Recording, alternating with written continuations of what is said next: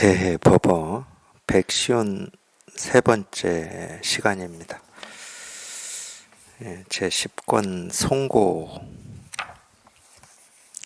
43 덕산은 승려가 문에 들어오는 것을 보면 바로 몽둥이로 때렸다.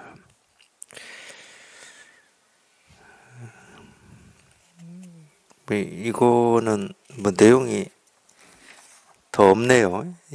내용은 없고, 덕산은 승려가 문에 들어오는 것을 보면 바로 몽둥이로 때렸다. 보통 이제 고함을 치고 몽둥이로 때리는 거는 뜻은 그래요. 뜻은 우리가 뜻을 공부하는 건 아니지만 분별하지 마라는 뜻입니다. 분별하지 마라. 그러니까 이 분별하지 마라는 뜻이구나 이렇게 알면은 우리가 이 분별에서 벗어난 이거를 이제 실감한 게 아니죠. 분별하지 마라라고 하는 말은 자기가 직접 이 분별에서 한번 훌쩍 벗어나라는 말이거든. 그걸 직접 경험하라는 말이에요. 그렇기 때문에 분별에서 벗어나는 게 뭐지 하면 안 됩니다. 어떻게 하면 분별에서 벗어나는 거지 그러고 있으면 안 돼요. 그냥 분별에서 벗어나는 겁니다. 거기는 말이 필요 없고 이유가 필요 없고 어떻게가 필요 없고 왜가 필요 없어요. 그냥 분별에서 벗어나라. 그냥 말 그대로예요. 그러기 때문에.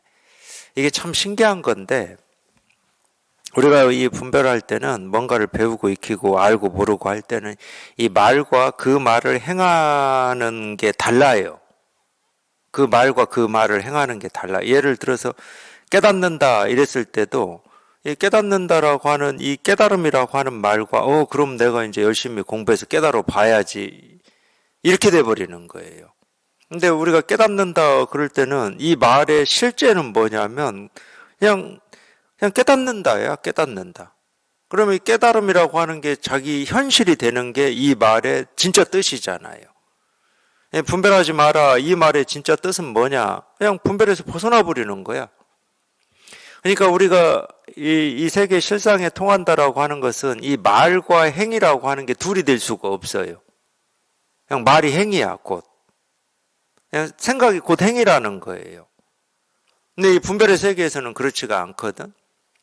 그러니까 이 분별의 세계에서는 자꾸 예를 들어서 저는 이전에 그런 얘기들을 들었는데 문수보살은 이 지혜를 상징하는 보살이고 보현보살은 어떤 행을 상징하는 보살이다 이러면서 자기가 깨닫는 거는 좀 머나먼 일 같고 당치 않은 일 같으니까 이번 생에서는 열심히 어려운 사람을 돕는다든가 이 부처님의 이 말씀을 다른 사람한테 전한다든가 이런 행을 하겠다. 그런 거를 보현행이다. 이런 식으로 얘기하는 걸 제가 옛날에 이렇게 좀 들은 적이 있어요. 그러니까 여전히 이 문수보살과 보현보살이라고 하는 거를 그런 식으로 분별로 봐버리는 거예요. 분별로. 사실은 그 보현행이라고 하는 것은 이 문수의 행이 보현행이거든. 근데 이 문수라는 말은 이 본질적인 걸 가리키는 거예요. 본질적인 거. 우리 이 깨달음이라고 하고 도라고 하고 이 모습 없는 이 본질적인 걸 가리키는 거거든. 이 본질적인 이게 어떤 작용을 해서 드러나는 걸 우리가 모습이라고 하고 행이라고 하는 거거든. 작용. 그렇기 때문에 이 작용이라고 하는 것과 이 본질적인 것은 둘이 될 수가 없어요. 이 물이 사실은 우리가 보는 것은 전부 물의 모습을 보고 있습니다. 물결을 보고 있어요. 물결을 보고 있어요. 근데 이 물결이라고 하는 건 물을 떠나서 따로 물결이 있을 수가 없거든요. 물의 움직임이 물결이거든. 물의 움직임이 물결이에요. 물은 움직이면 물결이 드러나는 겁니다. 그게 사실은 보현하고 문수하고의 관계거든. 결국은 우리 불교에서 얘기하는 건 이거밖에 없어요. 이거밖에. 근데 우리가 늘 분별의 세계 속에서 살다 보니까 내가 뭔가 목표를 세우고 다짐을 하고 의지를 내는 거하고 이 의지대로 행동을 해서 목표를 이루는 것이 따로 있었거든. 분별의 세계에서는. 거기에 익숙해져 있다 보니까 유교에서도 그렇기 때문에 언행일치를 굉장히 중요하게 여기거든요. 근데 우리 출세관, 이 마음의 세계에서는 이 말이 행입니다. 근데 분별에 익숙해져 있기 때문에 이런 가르침의 말을 들어도 그래 깨달아야지 이런 생각이 만들어져 버리는 거예요. 부처님도 깨달았으니까 나도 깨달아야지 이런 식으로. 그런 말이 아니에요. 이 깨달음이라는 말은 지금 당장 자기한테서 현실이 되는 거예요. 현실이. 그러니까 말 따로 있고 행 따로 있으면 안 돼. 그렇기 때문에 이 마음의 세계에서는 인과가 없다고 그러는 거예요. 예, 지금이 있고 이 뒤가 있지를 않습니다. 도가 뭡니까? 이겁니다. 그럴 때는 그냥 이건 거야. 이건 거. 여기에 말이 붙고 생각이 붙을 이유가 없어요. 이렇게 법을 가르치고 도를 얘기하는 거는 내가 알겠어. 근데 아직 나는 못 깨달아서 열심히 공부하다 보면 이게 깨달아지겠지. 이런 말이 필요가 없는 거야. 그냥 지금 당장 그냥 이걸 얘기하고 있는 거지. 모든 말이. 분별에서 벗어나라. 당연히 이걸 얘기하고 있는 거지. 그냥 분별에서 벗어나라. 그건 분별에서 벗어나면 그걸 얘기하고 있는 거예요. 내가 어찌해서 분별을 벗어나 봐야지 이걸 얘기하고 있는 게 아니야. 그래서 직지라는 말을 쓰는 겁니다. 직지. 직지는 곧장이에요. 곧장. 그냥 곧장이야. 그냥 곧장. 이 마음을 그냥 곧장 얘기해버리는 거야. 근데 이 마음은 살아있는 마음이거든요. 고정되어 있는 마음이 아닙니다. 이게 마음이다라고는 얘기를 못해요. 살아있는 마음을 그냥 곧장 가르쳐버리는 거예요. 그러면 살아있는 마음이라고 하는 게 자기한테 갖춰져 있고 자기가 쓰고 있는 마음이니까 자기가 한번 그거를 그냥 문득 그냥 이 곧장 가르치는 거기에서 그냥 문득 이 자기 살아있는 마음을 자기가 한번 확인하고 실감하는 거지 없는 마음을 만들어내는 게 아닙니다. 열심히 해서 만들어내는 마음이 아니에요. 사실 열심히 할 필요도 없어요. 지금 있는 마음, 자기가 쓰고 있는 그 마음을 그냥 곧장 한번 확인하는 것 뿐이거든. 그러니까 뭐 몽둥이로 때리고 고함을 지르고 영산회상에서 이 세종께서 꽃을 들고 하는 게 다 이 법을 가르친 거다. 그런 건 알 필요가 없는 말이에요. 법을 가르친 것이다. 이렇게 알면 뭐 할 겁니까? 그 법을 가르쳤다라고 하는 그 법이 자기한테서 현실이 안 되고 실감이 안 되고 체험이 안 되는데 그 가르쳤다고 하는 그 법이 자기한테 실감이 되는 게 견성이라니까. 그게 체험이고. 그러니까 석가모니 부처님이 법을 가르쳤다. 그런 건 몰라도 됩니다. 뭐 꽃을 들어서 가르쳤던, 손가락을 세워서 가르쳤던, 책상을 두드려서 가르쳤던, 몽둥이로 때려서 가르쳤던 그런 건 몰라도 돼요. 그 가르쳤다고 하는 그 법이 그냥 자기한테 이렇게 실감이 되고 체험이 되면 되는 거예요. 그러니까 이 마음 공부에서는 이 말과 행이 따로 있질 않아요. 그런 틈 간격이 없습니다. 그냥 늘 곧장이에요. 늘 곧장. 이 직지. 그럴 수밖에 없어요. 우리가 법이다 그러면은 지금 자기가 보고 듣고 느끼고 경험하는 이 모든 것이 이 법 아닌 게 없거든. 깨달음 아닌 게 없고 도 아닌 게 없거든요. 법은 늘 그렇게 자기가 보는 모습으로 듣는 소리로 느낌으로 감정으로 생각으로 법은 늘 그렇게 법은 드러나 있고 실현되어 있고 증거하고 증명되고 있는 거예요. 그냥 스스로 증명하고 스스로 증거하는 겁니다. 그냥 모습 그대로 도 아닌 게 없다 이런 말을 그래서 하는 거예요. 이 모습 스스로가 증명하고 있고 증거하고 있어요. 근데 이게 증거하고 증명하는 이 법이라고 하는 거는 우리 눈에 보이질 않는 거지. 어떤 이런 소리로 들려지는 게 아닙니다. 이거는 귀로 들을 때는 소리죠, 소리. 그거는 우리가 들어서 소리구나 다 알 수 있는 거예요. 근데 이런 소리로 들려지는 게 아니에요. 이 소리는 우리가 귀로 듣습니다.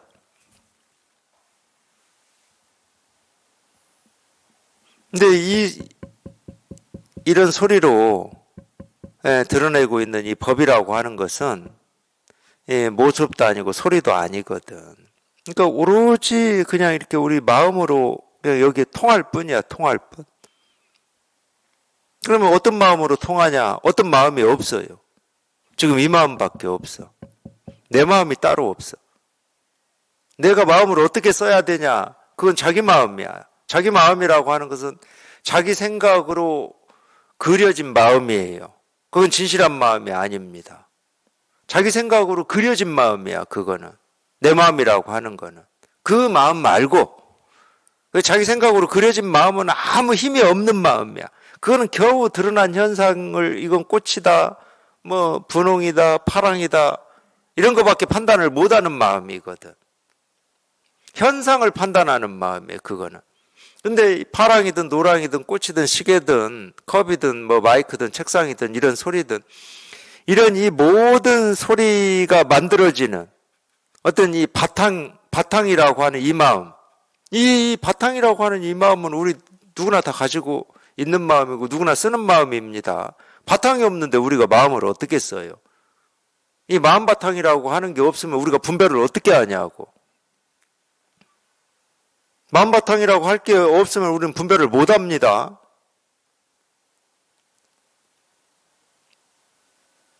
그러니까 어떻게는 없어요. 어떻게는. 그냥 통해야 되는 거지.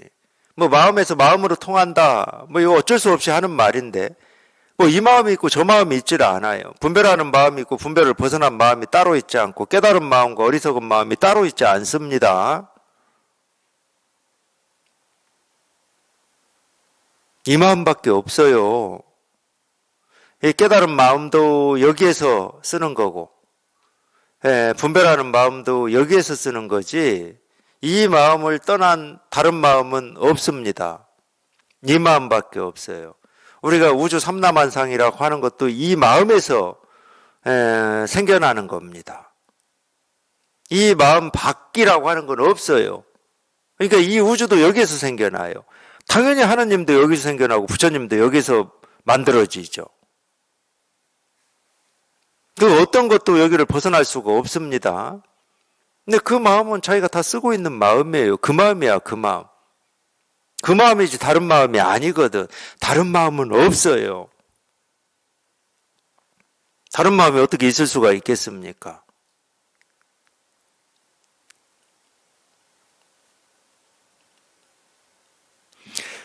지금 이 마음밖에 없거든요. 이 마음에 그냥 통하는 거예요. 이 마음에. 이 마음에 한번 저희가 이렇게 실감이 되고 확인을 하는 거거든. 근데 이 마음은 이름이 없어요. 이 마음은. 저도 어쩔 수 없이 이 마음이다 이렇게 뭐 이름처럼 이 마음이다 하지만은 이 마음은 이름이 없어요. 이름을 필요로 하지 않습니다. 이름은 어떤 이런 모습이나 소리나 우리가 분별되는 것들이나 이름이 필요한 겁니다. 왜 분별되는 것들은 이름이 필요하냐? 다른 것과 구분이 돼야 우리가 알고 모르고를 할 수가 있잖아. 이 꽃이라고 하는 게 다른 것과 구분이 되지 않으면 우리가 이걸 꽃이라는 이름으로 어떻게 부르겠습니까? 그렇기 때문에 꽃이다 그럴 때는 우리는 그 꽃이라는 이 소리를 들으면 당연히 꽃이라는 어떤 특정한 대상을 알 수가 있는 거예요. 그건 다른 것과 다르잖아. 다른 것과 비교가 되잖아요. 그러니까 이 이름이라고 하는 것은 이 마음이 쓴 결과물에 대해서는 이름을 우리가 붙일 수가 있는 겁니다. 근데 이거는 이름을 붙일 수가 없어요. 모습도 아니고 소리도 아닌데 어떤 이름을 붙여? 뭐라고 이름을 붙일까요? 여기에다가. 사실은 우리 생각으로는 있는지 없는지 알 수도 없는 건데. 우리가 이름 붙일 수 있는 거는 우리 생각으로 있다고 생각하는 것들에 이름을 붙이는 거예요. 아직은 보지도 못하고 듣지도 못한 거지만은 있을 거라고 생각하는 거. 그러니까 우리 의식은 상상으로 없는 동물도 만들어낼 수가 있습니다. 몰라요. 뭐 그렇게 주장하는 사람도 있을 수는 있겠지만 뭐 그리스 신화에 나오는 유니콘 같은 거 있잖아요.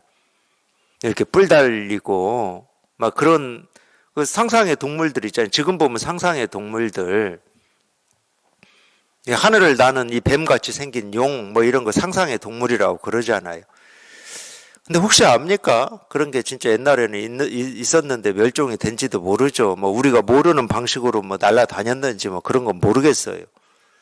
아니면 그 비슷한 모습의 뭐 하늘을 날아다니는 뭐 그런 동물이 있었는지 그런 건 모르겠지만 꼭 그런 걸 예를 들지 않더라도 우리는 충분히 이 여러 것들을 여기서 이것 따고 저기서 저것 따가지고 또는 상상 속에서 만들어가지고 없는 그런 것은 만들어진 거지 실제로는 없는 것을 만들어낼 수가 있습니다. 우리 생각은. 그러니까 우리 생각은 가정을 할 수가 있는 거예요. 가정은 현실이 아니잖아요. 만약 그렇다면, 만약 이럴 수 있다면 내가 옛날에 그렇게 행동하지 않고 다르게 행동했다면 지금 삶이 달라졌을 거 이런 가정할 수 있잖아요. 그건 현실은 아닙니다. 그런 일은 현실에서 일어나질 않았어요. 근데 우리 생각은 그렇게 할 수 있습니다. 이 있는 것과 반대되는 걸 생각할 수가 있고 이 있는 것과 비슷한 걸 생각할 수가 있어요, 우리는.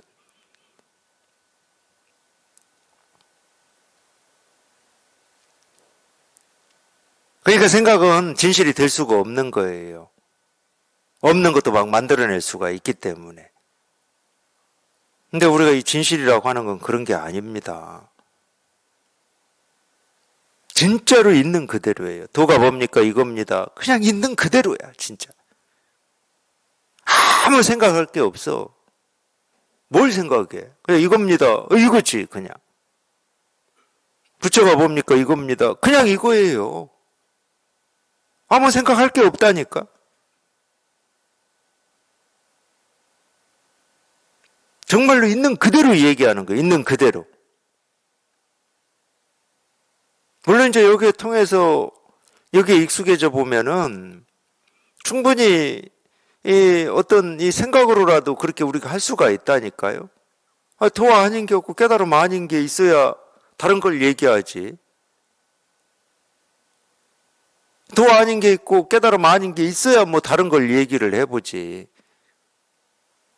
그냥 온 세상에 온 천지가 이 우주 삼라만상에 보이고 들리고 경험되는 이 모든 것이 오로지 이 모습 없고 분별되지 않고 이 근본 바탕이라고 우리가 그런 이름으로 부르고 있는 뭐라고 할 수 없는 그냥 이거를 다 드러내고 있고 보여주고 있고 실현하고 있을 뿐인데 뭐. 근데 도가 뭡니까? 이겁니다. 당연한 거예요, 그냥.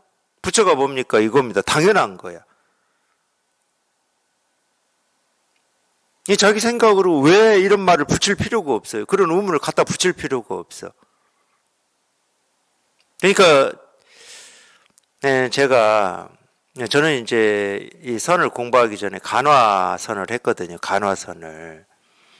제가 이 선을 공부하고 보니까 이 간화선하고 지금 제가 이 얘기하는 이 선하고는 하늘과 땅 차이가 나더라고. 간화선은 의심하라고 그러거든. 뜰 앞에 잣나무, 뜰 앞에 잣나무가 왜 도지? 이렇게 의심하라고 하는 거거든. 근데 그런 의심이 필요가 없어요. 도가 뭡니까? 뜰 앞에 잣나무다. 당연한 거예요. 의심은 내가 하는 겁니다. 내가 하는 공부는 못 깨달아요. 물론 당연히 우리가 평생 나로 살아왔고 내가 보고 내가 듣고 내가 생각하고 내가 의지를 내고 뜻을 내고 내가 하고 하지 않고를 다 결정하는 그런 거라고 착각하고 살아왔기 때문에 법문을 들어도 당연히 자기가 어떻게 하려고 그래요. 자기가 어떻게 하려고 그래. 근데 결국은 자기가 어떻게 하려고 하는 그 뜻 의지가 이런 법문을 듣다가 한번 죽게 돼 있습니다. 자기를 가지고는 할 수가 없어. 도가 뭡니까? 이겁니다. 할 수가 없어, 할 수가. 자기를 가지고 겨우 할 수 있는 게 그거라니까. 그냥 손가락을 세우든 책상을 두드리든 세존이 꽃을 하나 보여주든 다 법을 드러내고 법을 가르치고 있다. 딱 여기까지 할 거예요. 자기를 가지고는. 근데 그게 전부 생각이거든. 전부 생각입니다. 그거는. 그렇게 할 때는 이 법이라고 하는 게 있다고 생각하는 거잖아요. 법을 드러내고 있다. 그럼 법이라고 하는 게 있다고 생각하는 거지. 도를 보여주고 있다. 도라고 하는 게 있다고 생각하는 거지.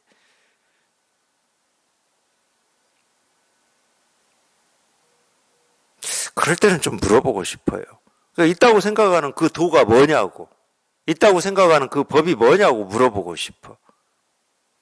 그러면 아마 되도록이면 할 것 같은데, 이겁니다. 이럴 것 같은데. 되도록이면 할 것 같아.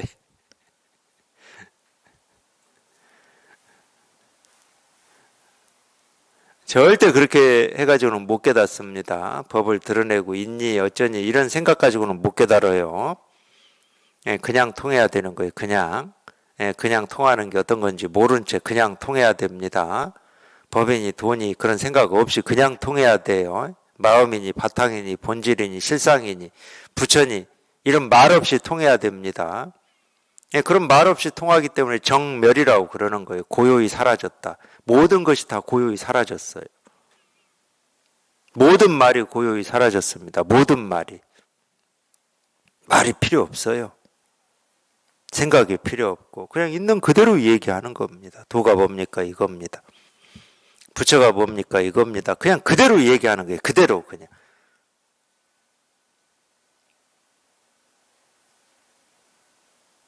정말로 털끝만큼도 흐트러짐 없이 부족함 없이 남김 없이 그냥 그대로 얘기하는 거예요. 그대로. 부처가 뭡니까? 이겁니다. 그냥 그대로 얘기하는 거예요.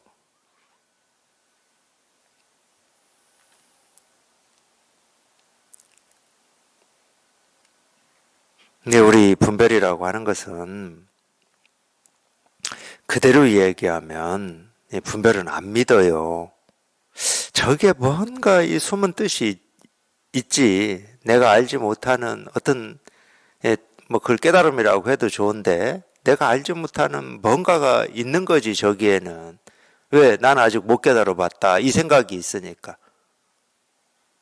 나는 아직 못 깨달았어라는 생각이 있기 때문에 내가 지금 모르는 뭔가를 얘기하고 있지. 이런 생각을 해버려요. 우리 생각은. 그러니까 이 생각이라는 놈이 참 그런 때 보면 대단히 똑똑한 놈이야. 근데 자기가 못 깨달아본 어떤 걸 얘기하는 게 아닙니다. 그러니까 맨날 본성이라는 말을 쓰잖아요. 본래 있는 마음이라고. 내가 못 깨달아본 마음이 아니야. 자기한테 본래 있고 한순간도 쓰지 않은 적이 없는 그 마음을 그냥 곧장 얘기하고 있는 거예요. 도가 뭡니까? 이겁니다 하고 부처가 뭡니까? 이겁니다 하고. 그러니까 내가 못 깨달아본 어떤 걸 얘기하는 게 아닙니다. 그런 생각 하지 마세요. 생각은 필요 없다고. 이 공부에서는. 법문 들을 때 아무 생각이 필요 없어요.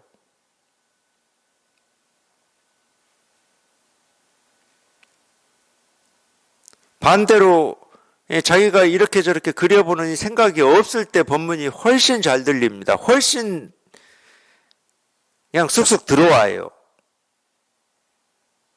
자기 마음을 얘기하고 있는데 어떻게 안 들어갈 수가 있겠습니까? 남의 마음 얘기하는 게 아닌데.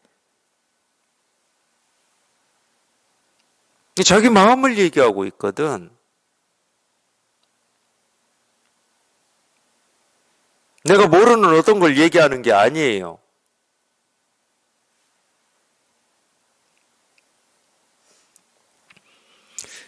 평생을 한 번도 떠난 적이 없고 한순간도 쓰지 않은 적이 없는 이 자기 마음을 얘기하고 있는데 그걸 어떻게 못 알아들을 수가 있겠습니까? 딴 생각만 하지 않으면 어떻게 못 알아들을 수가 있겠냐고. 자기가 자꾸 그리니까 그러는 거예요. 그리니까. 자기도 모르게 그리니까. 어떤 마음이지? 깨달음이 뭐지? 하고 자꾸 그리니까 그러는 거예요. 그것만 하지 않으면 자기 마음을 얘기하고 있는데 어떻게 못 알아들어요. 그냥 양쪽 그릇에 있는 물을 한 그릇에 이렇게 부어버리면 이 물과 물이 만났을 때 그냥 저절로 하나가 돼버리듯이 저절로 하나가 되잖아요. 이쪽 그릇에 있는 물이 자기 경계 테두리를 짓거나 또는 상대편에 있는 물은 이 물은 내 물이야 하고 자기를 이렇게 딱 고집하거나 이런 거 없습니다. 그냥 두 그릇에 물을 두 그릇이 한쪽은 세모 그릇이고 한쪽은 네모 그릇이라고 쳐. 그럼 물의 모습은 세모 네모잖아. 근데 이 도형이 이렇게 동그라미고 원을 이렇게 붙인다고 해서 이게 하나가 됩니까? 동그라미도 아니고 네모도 아닌 하나의 모습이 되냐고. 안 돼요. 마음은 됩니다. 마음은 자기 생각으로는 세모인 마음이야. 불안하고 두렵고 화나고 원망하고 미워하는 마음이야. 또 한쪽 마음은 좋아하고 사랑하고 친절하고 겸손하고 하는 그런 동그라미의 마음이야. 이 두 마음이 극과 극이거든? 합쳐보세요. 아무 모습을 고집하지 않는 그냥 이 모습 없는 딱 이 하나의 마음이 돼버립니다. 합쳐버리면. 안 합치고 자기가 이거는 화내는 마음, 미워하는 마음, 원망하는 마음, 질투하는 마음, 이거는 좋은 마음, 사랑하는 마음, 겸손한 마음, 자기가 그걸 이렇게 딱 붙들고 있으면 얘들은 모습을 딱 갖추어 버려요. 자기가 모습을 이미 지어줬잖아. 너는 선한 마음, 너는 악한 마음이라고 딱 지어줘 버렸잖아. 그럼 갖추고 있는 거지, 자기 마음에서는.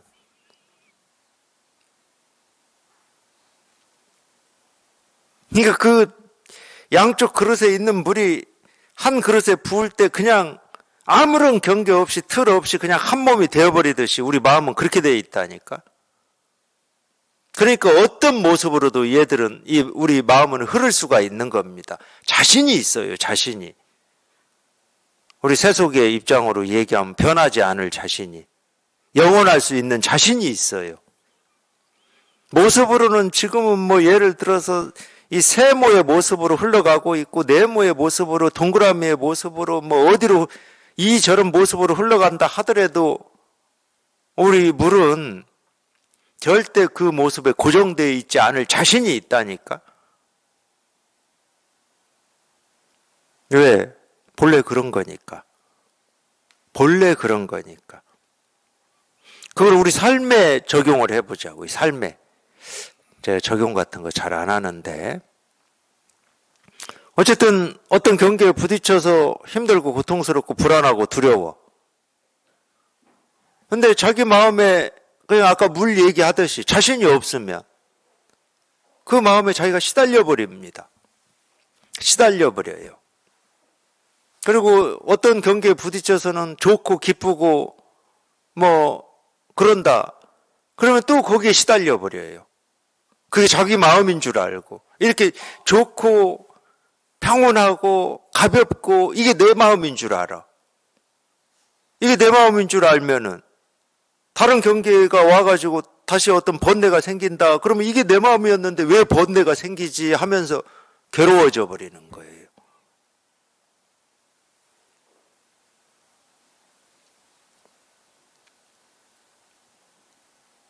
근데 우리가 분별에서 벗어나서 이게 분명하다는 말은 뭐냐? 아까 그 물이 가지는 자신감이에요, 자신감. 물론 어떤 느낌으로 자신감을 얘기하는 건 아니에요. 본래 그런 건데 뭐. 어떤 모습으로 흘러도 아무렇지가 않아. 그걸 우리가 자유자재라고 그러거든. 어떤 일이 다가와도 어떤 생각, 느낌, 감정이 생기고 사라져도 그 생각, 느낌, 감정에 내가 시달리질 않으니까 자유자재할 수 있는 거거든. 그런 자신감. 그걸 안심이라고 그래요. 안심. 불교에서 안심법문이라는 말이 있거든. 안심. 그냥 다 안심이 돼, 그냥. 어떤 세상에 어떤 일이 생기고 사라지고 벌어진다 하더라도 그냥 안심이 돼. 그러니까 자꾸 이 분별에서 벗어난 여기에 통해서 여기에 익숙해지라고 하는 겁니다. 드러난 어떤 생각이나 느낌이나 감정을 가지고 이리저리 주물럭주물럭 하려고 하지 마시고 이것만 분명하면 된다. 이것만 분명하면은 저절로 온갖 모습으로 자유자재로 그냥 흐를 수 있다니까. 자기가 흘러갈 필요도 없잖아. 그냥 쉽게 얘기해서 내가 흘러갈 필요도 없잖아요. 가만히만 있어도 온갖 것이 흘러오잖아. 보고 듣고 느끼고 경험되는 온갖 것들이 흘러오잖아. 근데 흘러오는 이 온갖 것들이 전혀 자기 마음에 상처를 내거나 훼손을 시키거나 방해를 하질 않기 때문에 그 경계에 휘둘리질 않는 거예요. 여기에 통해서 이것만 분명하면은 그걸 우리가 깨달음이라고 그러는 거거든. 그러니까 다른 건 신경 쓸 거 없다고. 이런 경계가 있습니다. 저런 경계가 있습니다. 뭔 그런 경계가 있어. 자기 마음에 분별이 있으니까 그게 경계로 다가오는 거지. 밖에는 경계가 없어요. 자기 마음에 분별이 있으니까 경계로 다가오는 거거든.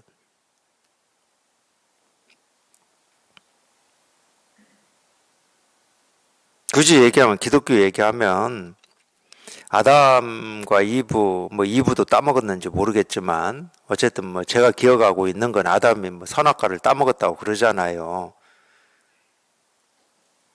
과일에 선악과가 있겠습니까? 과일이 선과가 있고 악과가 있어요? 이 세상에서 생겨나는 꽃이라든지 나무라든지 풀이라든지 그게 선한 나무, 선한 풀, 악한 나무, 악한 풀이 있겠습니까?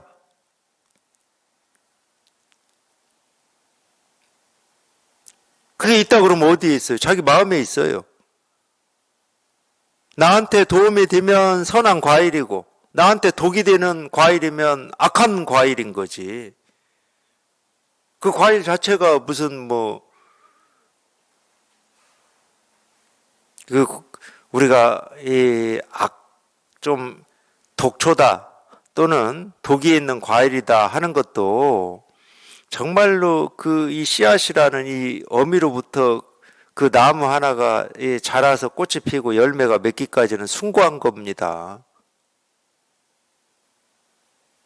자기한테 그게 자기가 먹었을 때 이 몸에 해로움을 준다 이거지.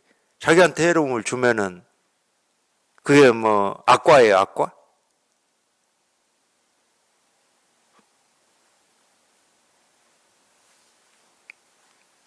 그러니까 하느님이 하나 부탁했잖아요. 하나. 에덴 동산에 살 때 다른 모든 건 마음껏 해도 되는데 딱 하나 부탁했잖아. 선악을 분별하지만 말라고 그랬잖아요.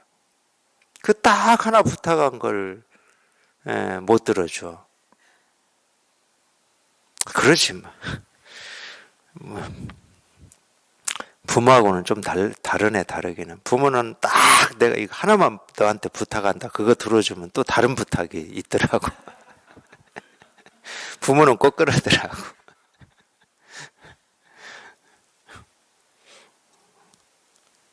이 세상에서 가장 하기 어려운 게 딱 그 분별하지 않는 겁니다. 제일 어려운 거예요, 그게.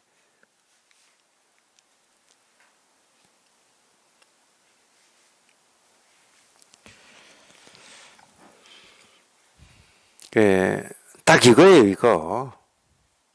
딱 이거예요. 자기가 하는 게 아닙니다. 자기가 하는 게 아닌데 왜 자꾸 나는 하고 있어. 나는 아직 못 깨달아가지고 이게 뭔지 모른다. 자기가 하는 게 아닌데 왜 나는 하고 있냐고. 실은 이런 거예요.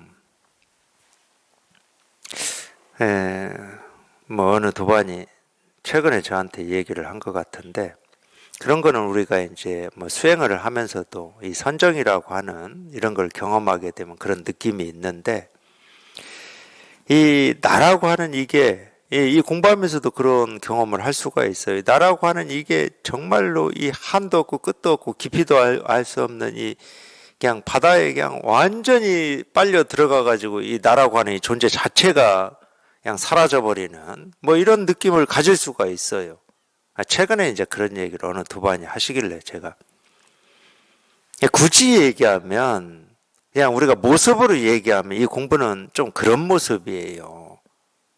나라고 하는 게 쓸데가 없어요. 그냥 이 사물이라고 하는 이 볼펜 하나에도 이 나라고 하는 게 그냥 완전히 빨려 들어가가지고 여기에 내가 녹아서 그냥 사라져버리는, 그냥 쉽게 얘기하면 그런 거예요. 그런 거지. 이 하찮은 정말로 이 말도 못하고 듣지도 못하고 뭐 그런 면으로 볼 때는, 우리 입장으로 볼 때는 그런 면에서는 하찮지, 하찮아. 뭐 생명이 있는 것도 아니고. 근데 우리는 어떤 입장이냐? 내가 이게 하찮든 좋은 거든 위대한 거든 선한 거든 의미 있는 거든 없는 거든 가치 있는 거든 없는 거든 내가 이거를 평가하고 판단하려고 하는 거거든. 그게 분별이거든. 여태까지는 그렇게만 살았어요, 우리가. 여태까지는. 세상의 배움이라고 하는 게 다 그런 겁니다. 내가 이 세상을 이렇게 보고 저렇게 보고 이 우주를 이렇게 보고 저렇게 보고 사물을 이렇게 보고 저렇게 보고 이 입장으로만 산 거예요. 100이면 100 다. 근데 마음 공부는 반대라고. 내가 이 사물에 잡아먹혀야 돼. 내가 잡아먹으면 안 돼, 얘를. 내가 잡아먹혀야 돼. 내가 이 사물이라고 하는 이 무정물이라고 하는 이 무정물에 내가 녹아서 없어져 버려야 돼. 여기에서. 그러니까 도가 뭡니까? 볼펜입니다. 이렇게 가르치지. 부처가 뭡니까? 이겁니다. 이렇게 가르치잖아. 마음이 뭡니까? 이겁니다. 지금까지는 이거를 책상 두드리는 소리다. 내가 이 소리를 판단하고 이런 거다 저런 거다 옳은 거다 그런 거다라고 그런 입장에 살았거든. 근데 마음 공부는 이 하찮은 이 일상적인 이 책상 두드리는 소리에 자기가 녹아서 사라져 버려야 돼.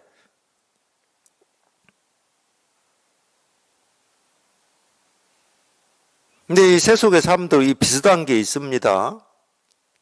물론 세속의 삶은 결국은 어떤 일을 할 때 아무리 잘해도 거기에 이제 나라고 하는 게 없어질 수는 없는데, 그래도 우리가 가끔은 이 세속의 일에서도 사람들이 제일 이렇게 좀 그래도 좋아하는 게 뭐냐면은 그 하나의 일에 몰입이 돼가지고 자기를 잊을 만큼 몰입됐을 때를 좋아하는 거예요. 그게 연주든 노래든 그렇잖아요. 노래를 하는데 자기를 그냥 완전히 그 노래에 다 바쳐가지고 그 사람이라고 하는 나라고 하는 게 느껴지지 않을 정도로 몰입이 된다. 그럼 사람이 감동 안 할 수가 없겠죠. 세속의 일에서도 그걸 사람들이 감동해 줍니다. 그러니까 비록 예를 들어서 우리가 이 세상의 어떤 가치로만 보면은 험한 일이죠. 뭐 길거리 쓰레기를 줍는다든가 뭐 청소를 한다든가 그럴 때도 사람은 정말 비슷해.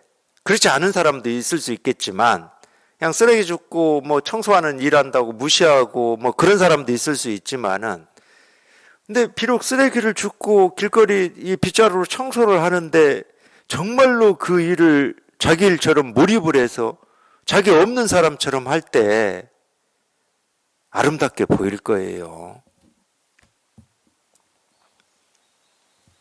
마음 공부가 그거거든.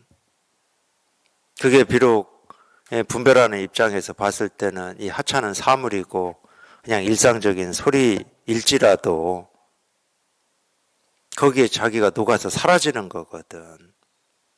그게 최고거든요. 그게 최고. 나라고 할 게 느껴지지 않아야 돼. 나라고 할 게.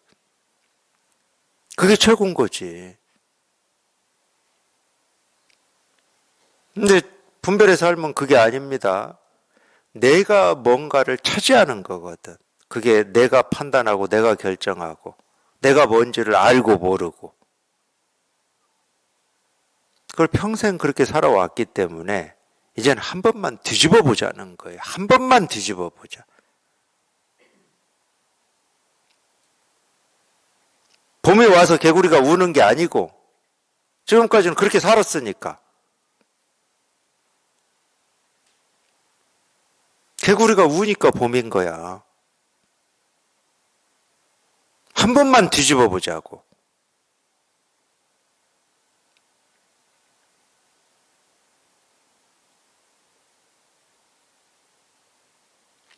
봄을 알리는 개구리처럼 이 세계의 실상을 알리는 이 사물처럼 한 번만 뒤집어 보자고 자기를 한번 녹여보자는 거예요.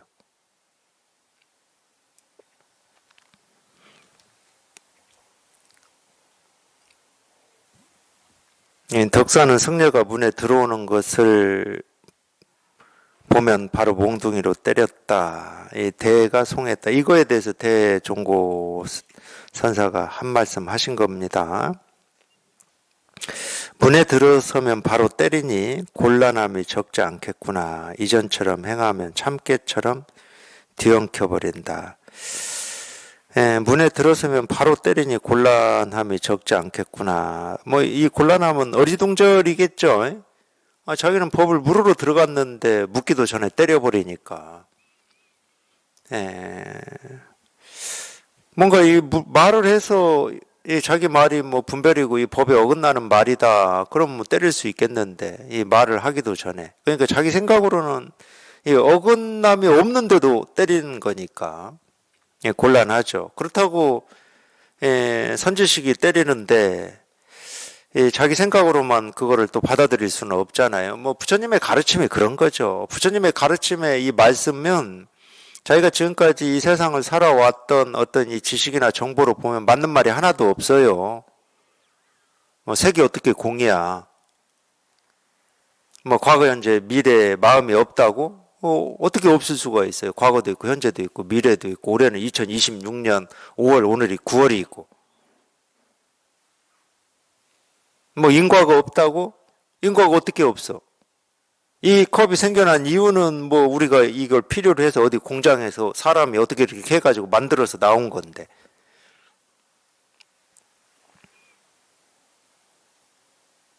그러니까 우리 지식으로는, 우리 정보로, 우리 알므로는, 우리 경험으로는 말이 다 안 되는 말인데도 우리가 그 말을 무시하지 않고 정말로 그런 일이 있나라고 이 가능성이라도 열어두는 것은 그게 부처님의 가르침이기 때문에 그런 거예요.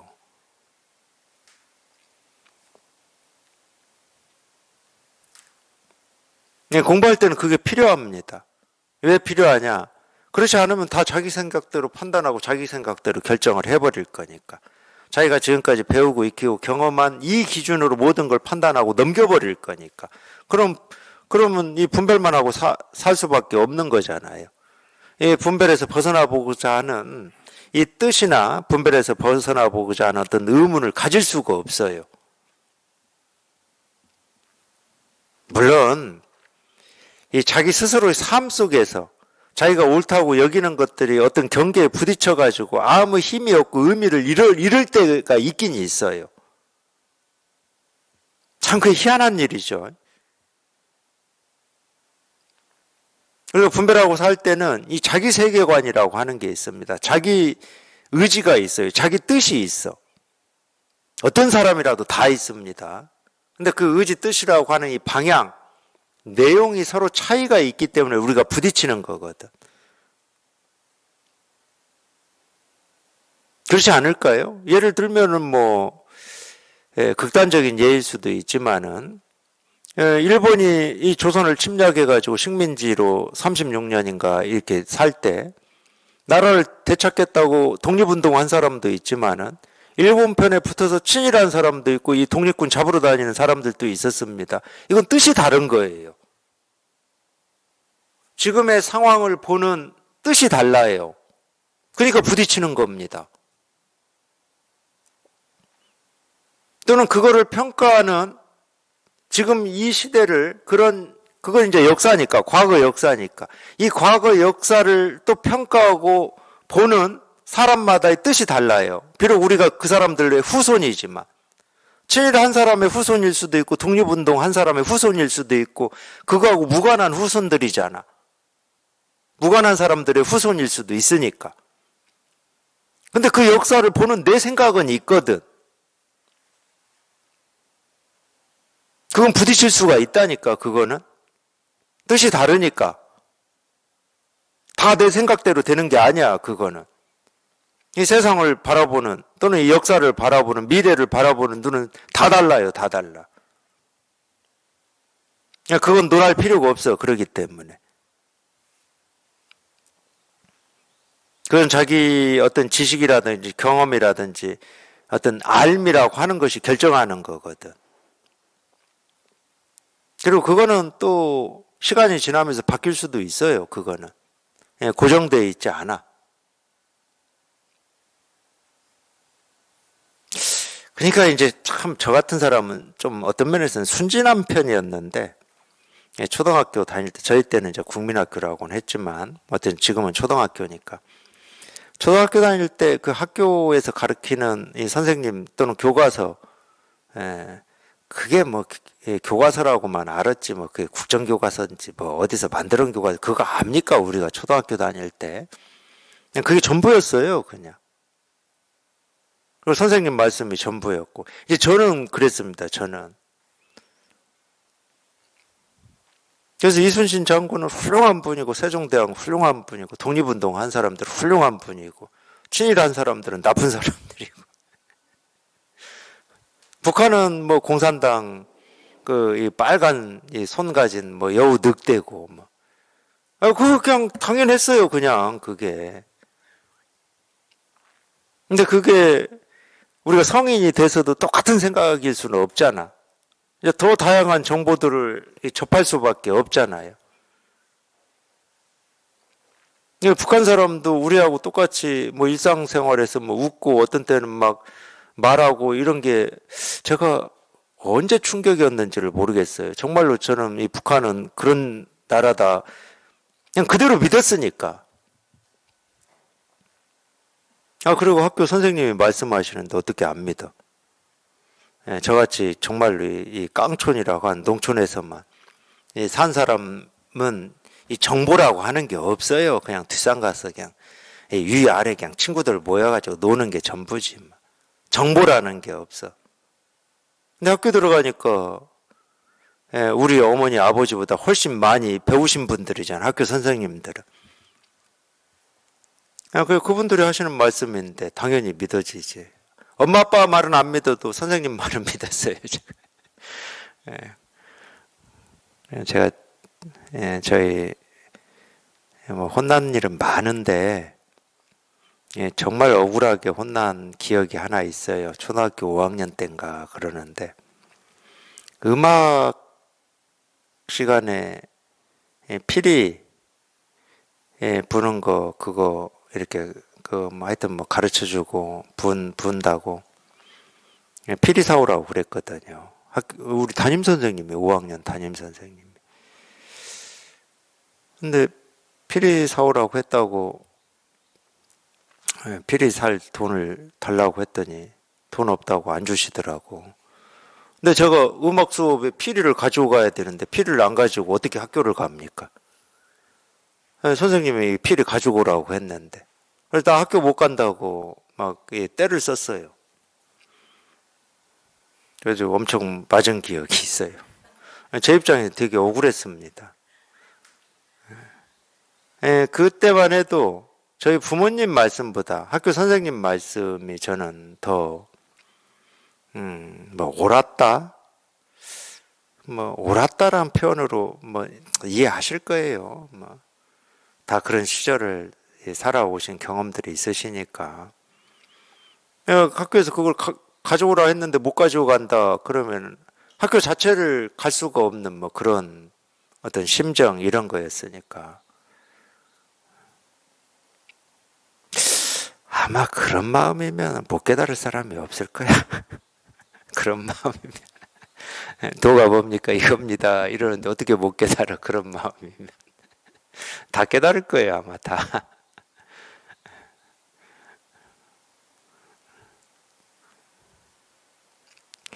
참, 그러고 보면 그때는 이 농촌이라는 데가 참 정말로 현금이 그렇게도 없었어요. 현금이 그렇게도 없었습니다. 그거 뭐 학교 앞에 초등학교 학교 앞에 문방구에서 파는 필이라 그거 뭐 얼마나 했겠습니까? 그게 지금 돈으로 치면은 뭐 1,000원이나 했을라나요? 지금 돈으로 치면 그랬을 겁니다. 그때 이제 제가 초등학교 다닐 때는 1원짜리도 있었어요. 1원짜리도 쓸 때였는데 어쨌든 뭐 그 정도였을 거예요. 근데 이제 제가 제 기억으로 해보면 제가 초등학교 다니고 막 이럴 때 정말 이 농촌에는 현금이 없었습니다. 그만큼 가난했어요. 그게 이제 70년대 초인데 이게 제가 제 나이 이 또래 어디 도시 출신들하고 얘기를 해보면 그분들이 그렇게 말을 해요. 저보고 뭐 이렇게 나이는 똑같은데 네가 훨씬 뭐 어디 앞세대에 산 사람 같다고 그러더라고. 그게 도시와 농촌의 차이예요. 네, 저는 이제 그건 알았어요. 제가. 아, 그래도 가난했다 하더라도 이 도시는 또 도시 생활이라고 하는 게 있었구나. 농촌하고 다른 뭐가 있었구나. 이런 걸. 물론 이제 그러다가 제가 이제 중학교는 왜 갑자기 또. 네, 저희 때는 중학교가 읍내만 있었어요. 하여튼 읍내만 있으니까 중학교는 당연히 읍내로 배정을 받아서 읍내로 갔습니다. 물론 이제 시험은 봐요, 시험은 봤는데 어쨌든 읍내로 갔는데, 네. 그러니까 뭐 지금 예를 들어서 읍이에요, 말 그대로 읍. 뭐 시도 아니고 읍이었거든요. 근데도 이 농촌에만 살다가 중학교 때 읍을 갔는데 이 문화적인 충격을 저는 중학교 때 많이 받았어요. 그래서 이거는 이제 제 개인사인데 이 중학교 3년이 저는 제 인생에서 치면은 좀 이렇게 흐릿하고 깜깜해요. 그러니까 중학교 때는 뭐 친구도 없고 뭔가 이 농촌에서만 이렇게 살던 이 어린 소년이 읍내에 가가지고는 이게 뭔가 이게 여기가 그거를 제가 또 서울 와서도 느꼈거든. 그때는 읍내가 이렇게 나한테 주는 뭐가 있었어요. 뭐 중압감이라면 중압감 뭐 이런 게. 그 읍내 애들은 다르더라고. 뭐 자기 부모가 학교 선생님도 있고 경찰서 다니는 경찰도 있고 막 이러더라고요. 근데 제가 농촌에 살 때는 내 주변에 모든 부모는 다 농사꾼이었습니다. 근데 갑자기 읍내 나갔더니 자기 부모가 학교 선생님이 있는 거야. 그리고 제 입장에서는 엄청난 거죠, 이게. 그러더니 과외를 받는다는 애들도 있어, 읍내 애들이. 이거 뭐 상상도 못하는. 그러니까 3년이 저는 우울했어요. 지나고 나니까. 어떤 제가 이렇게 조금 눌려 있었던 시간 같아요. 저라고 하는 이거를 이렇게 발산을 못하는. 발산할 게 얼마나 있었는지는 모르겠지만. 근데 이야기를 왜 했지?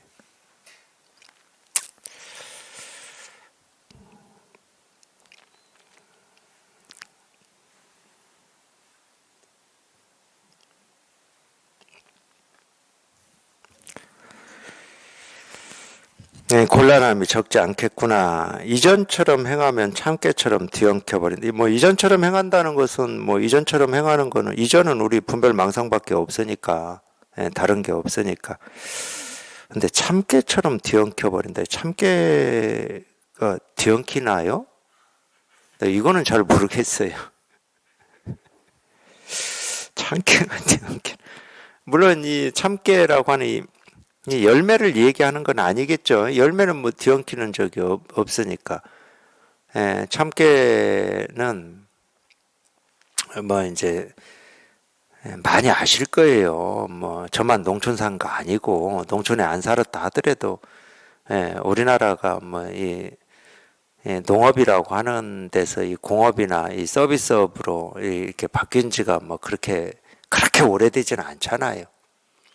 자기 친척 중에 뭐 아니면 외할머니 집에 뭐 이 농촌 아닌 사람이 거의 없었으니까. 참깨 이 나무가 있잖아요. 나무 뭐 식물이라고 해야 됩니까? 들깨도 있고 얘를 이제 때가 되면은 배 가지고 말리거든요. 근데 이 참깨 나무는 이렇게 곱게 곱게 이렇게 잘 자라 있는 편인데 이게 뒤엉키나 잘 모르겠습니다. 왜 하필이면 참깨처럼 뒤엉킨다고 그랬을까요? 칡넝쿨처럼 뒤엉킨다. 아니면 등나무 넝쿨처럼 뒤엉킨다. 이러면 됐을 것 같은데. 어쨌든 우리가 그런 것까지 따질 필요는 없을 것 같아요. 이전처럼 행하면 그냥 이렇게 한 대 때리는 거기에서 그냥 곧장 깨달아 버려야지. 왜 나는 분별도 안 하는데 왜 때릴까? 그런 억울함을 호소하고 있으면 다 그게 이전처럼 행하는 겁니다. 그냥 한 대 때리는데 한 대 맞을 때 그냥 곧장 깨달으면 돼. 그러면 그냥 곧장 분별에서 벗어나서 자기가 그토록 통하고 싶고 체험하고 싶고 알고 싶었던 이 세계의 실상에 이렇게 딱 통해버리는 거거든. 근데 거기서 생각이 있으면 안 돼요. 생각이 있으면. 때리는 게 법을 드러내는 거다. 이런 생각이 있으면 안 돼. 나는 한마디도 안 했는데 왜 때리나. 이런 생각이 있으면 안 돼요. 44 백장. 백장여우. 참, 이 백장여우라고 하는 이 이야기, 이 이야기가 오늘날까지 많은 사람들한테 의문을 주는 이야기입니다. 오늘은 백장여우 내용만 읽어드리겠습니다. 하여튼 지금까지 회자되는 거예요. 지금까지 회자되고 있는 어떤 이야기 중에 하나예요. 선문영송 제184칙 백장이 매일 법당에 올라 설법을 하면 항상 한 노인이 법문을 듣다가 대중이 흩어지면 가곤 했다. 하루는 가지 않고 있기에 백장이 물었다. 남아있는 이는 누구인가? 노인이 대답하였다. 저는 과거 가섭불 때에 이 산에서 주지를 하였습니다. 어떤 학인이 지극하게 수행한 사람도 인과에 떨어집니까? 하고 묻기에 제가 인과에 떨어지지 않는다라고 대답하였는데 그 까닭에 여우의 몸이 되었습니다. 이제 스님께 부탁드리니 제 대신 한마디 바른 말씀을 해 주십시오. 물어보아라. 지극하게 수행한 사람도 인과에 떨어집니까? 인과에 어둡지 않다. 노인이 이 말에 크게 깨닫고는 하직 인사를 하면서 말했다. 저는 이제 여우의 몸에서 벗어났습니다. 몸뚱이가 이 산 뒤에 있사오니 스님이 죽었을 때의 법식에 따라 화장해 주십시오. 백장은 윤화를 시켜 백추를 쳐 대중에게 알리기를 식사 후에 함께 죽은 스님을 호장한다고 하였다.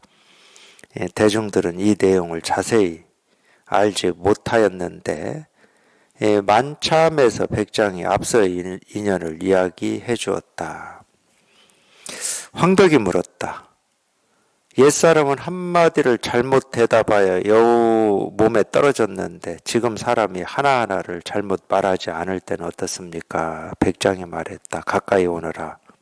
말해주마. 황벽은 다가서서 백장을 손바닥으로 한번 때렸다. 백장이 껄껄 웃으면서 말을 했다. 수염이 붉다고 여겼는데 역시 붉은 수염에 오랑캐가 있었구나. 그때 위사는 백장의 문화에서 전자를 맡고 있었는데 사마두타가 이 이야기를 듣고 위산에게 물었다. 전자 스님은 어떻게 하겠습니까? 위산이 이에 문짝을 3번 흔들었다. 사마두타가 말했다. 매우 엉성하군요. 위산이 말했다. 불법은 그런 도리가 아닙니다. 백장여우라는 이야기가 있고, 이 이야기에 이제 황벽이 묻고, 백장이 답안, 그리고 또 사마두타라고 하는 스님이 위산한테 이 이야기를 물은 뭐 하여튼 이렇게 세 가지나 있어요. 세 가지나 있는데 뭐 먼저는 이제 이 백장 여우라는 이 이야기 가 먼저겠죠. 뭐 백장 여우라는 이 이야기. 어쨌든 뭐 이 이야기가 뭐 이렇게 끝나는지는 모르겠지만 그래서 이 스님들을 다 모이게 해가지고 뒷산 뭐 바위 밑에 있다고 그랬거든요. 이 여우 몸이 뒷산 바위 밑에 있다고 했기 때문에 백장 스님이 스님들을 끌고 가서 바위 밑에서 여우 몸을 수거해가지고 스님이 죽었을 때처럼 화장을 스님이 돌아가신 그 장례 그대로 이렇게 치러줍니다. 거기까지가 이야기일 거예요. 거기까지가. 근데 그 이야기를 이제 스님들이 다 어리둥절했을 거잖아요. 자기 절에서 최근 뭐 오늘 내일 했던 스님들도 없었고 죽은 스님도 없는데 스님이 돌아가셨기 때문에 다 모여라 해가지고 겨우 끄집어 온 게 여우 한 마리, 죽은 여우 사체 하나였으니까 그걸 또 스님이 죽은 예법대로 막 다 화장을 시켜서 장례를 치르니까 그 백장문화에 있는 스님들이 얼마나 어리둥절하고 의아했겠습니까? 이제 밤에 이제 이 이야기를 해준 거예요. 밤에 이제 야 이런 일이 있었다 이렇게 이야기를 해준 겁니다.